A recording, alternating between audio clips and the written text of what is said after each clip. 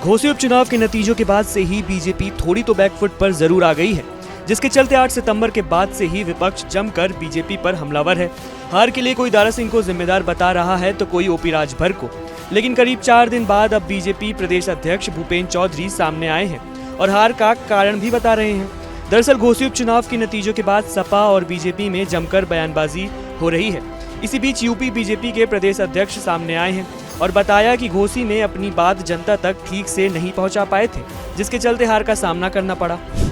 कुछ परिणाम इस प्रकार के आए हैं, जो परिणाम हमारी अपेक्षा के अनुसार अभी घोसी का नहीं आए, तो मैं निश्चित रूप से कह सकता हूं भारतीय जनता पार्टी कार्यकर्ता आधारित संगठन है और हम सारी अपनी खामियों को जांचने का, परखने का काम कर रहे हैं कि हमसे क्या क्या कमी हुई है।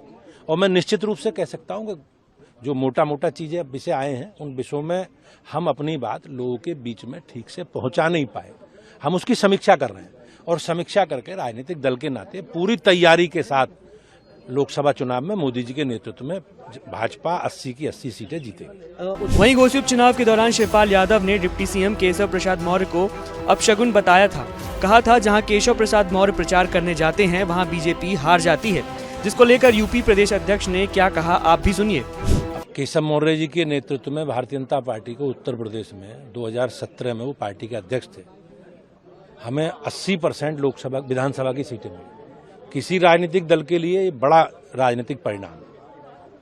केशव जी के हम सब लोगों ने मिलकर 2019 का लोकसभा चुनाव, 2022 का चुनाव लगातार भाजपा जीत रही है और सामूहिक नेतृत्व के स्टेट में, राज्य में सबकी भूमिका है।